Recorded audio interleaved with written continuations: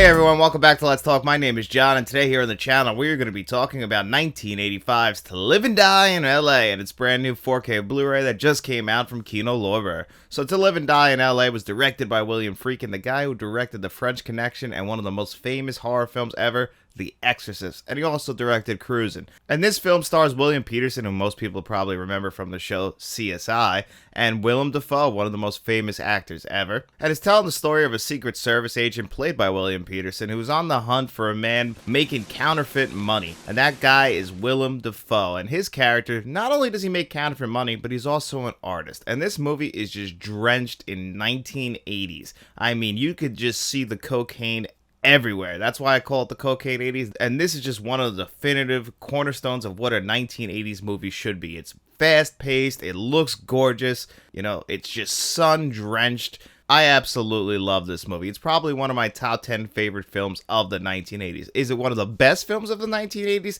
Now that's a different story. This movie does have some issues, mainly in the acting. As much as I love William Petersen, in the 1980s he's actually in two of my favorite 1980s films, this and Manhunter, but he's just not the greatest actor. His line delivery just feels like he's trying sometimes, and it just there's a line in this movie where he refers to his partner who has just recently died as he was one of the most righteous men I ever knew. Like, that line delivery is just absolutely atrocious. And he has some line deliveries not only in this film but also in the movie Manhunter like that. And, you know, everyone isn't doing the best of job acting in this movie. Hell, Robert Downey Sr. pops up in this movie as well. He's doing a pretty good job, but it's a really small role. John Turturro pops up in here as well. I always forget that he's in this movie because it's such a small role. But he's in here. He's doing a decent enough job. You know, this is kind of like, you know, him on the rise kind of deal. But Willem Dafoe is probably the shining star in here. He's not doing his best acting performance in here, but he is magnetic. He's scary. You know, you could just see like this guy's, he's living on the edge. You can't come up with the front money. You're not for real. And that's what this movie is kind of really trying to tell, is that line between criminal and cop. You know, cops always feel like that they're above the law because they got the badge and the gun. This is William Petersen's words, by the way. I watched this in the behind-the-scenes documentary. But he said that, and that's really the reflection in this movie, because William Petersen's character, once his partner passed away, he's hell-bent on getting the guy who did it, no matter what. And he's just cutting every corner he can. He's not listening to his superiors. He's not following the right laws. And, you know, basically now, he's floating that line where he's a criminal. And now his new partner, he's starting to get wrapped up in this. He can't take what's going on. And they end up making a very, very, very crucial mistake that not only can cost them their job, but their lives. And that's what this movie is diving into. I'm not going to spoil this for you guys because I feel like this is one film from the 1980s that is very forgotten. So I'm not going to dive into the end of this movie. I just want you guys to know that the ending to this movie is absolutely shocking and comes out of nowhere. And it's also a little bit ridiculous. The very, very final way they wrap this movie up. You know, I get what they're going for, but it's a little bit cheesy, it's a little bit silly, but hey, it's the 1980s. What would it be without a nice thick slice of 80s cheese on it? But it's also so well directed. This movie was shot like an indie film. That's what William Friedkin was going for. You know, he shot this all on locations. Like, none of this is shot on sound stages. And it really does show because it feels authentic and real. And I just love that about this movie. Also, the soundtrack of this movie was done by Wang Chung, who many people might know from the song Dance Hall Days. That's where I know them from because I first found them in the video game Grand Theft Auto Vice City.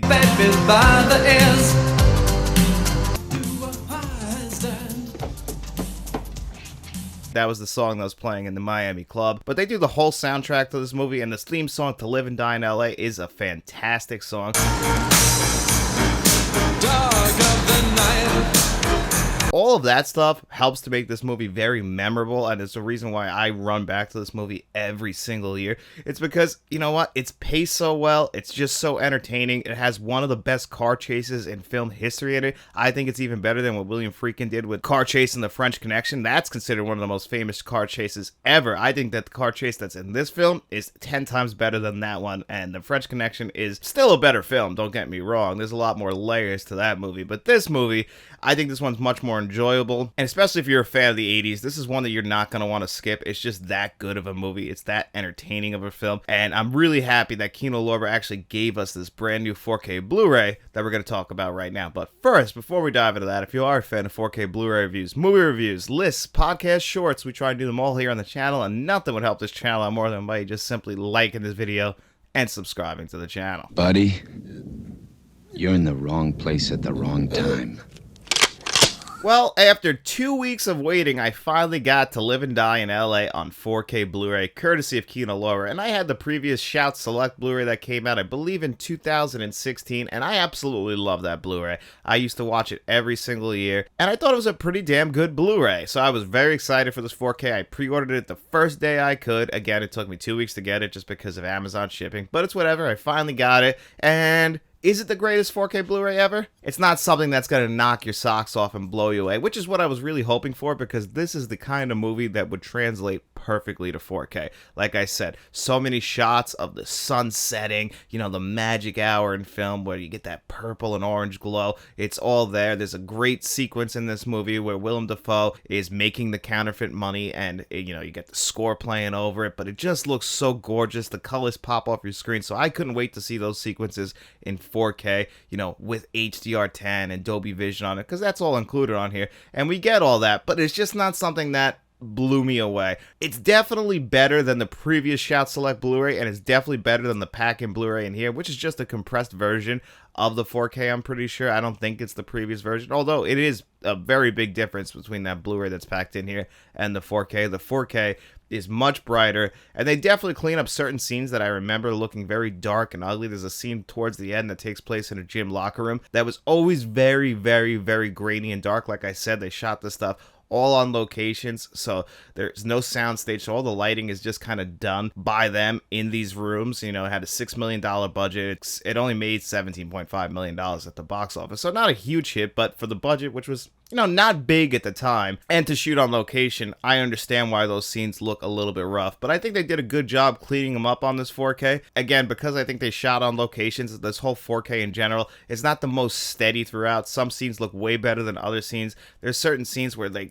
skin tones just look a little bit muddy, the resolution kind of decreases a little bit, so it's more of a scene-to-scene basis, but I would say that overall, it is definitely a bigger upgrade that I was expecting it to be. I was just hopeful that it would be something that would blow me away. But this is a little bit better than what I thought it would be. I always feel like Kino Lorber takes a lot of these older films that have rougher source material. Like I said, this movie seems like it probably had some pretty rough source material that they had to fix up, and I think they did a really good job cleaning it up, bringing it to 4K. Certain stuff in this movie is still going to pop off your screen. There's a lot of scenes that are lit with like red lighting or green lighting, and all that stuff used to look really dark on Blu-ray, but now it looks really enhanced and visually stunning on 4K. But just don't go into this expecting something that's going to blow you away like I was hoping we would get, but it's still an upgrade in my opinion visually. Now, audio-wise, you're going to get that same DTS HD 5.1 and a 2.0 that were on previous releases, and the 5.1 is pretty good, but the one issue I've always had with it, it's very unsteady, and you kind of have to sit there with the remote because the score will come in and it'll be super loud, the effects will come in and it'll be super loud, and it's going to overwhelm the dialogue, and then when those scenes that are just dialogue driven, you're going to have to turn up the volume.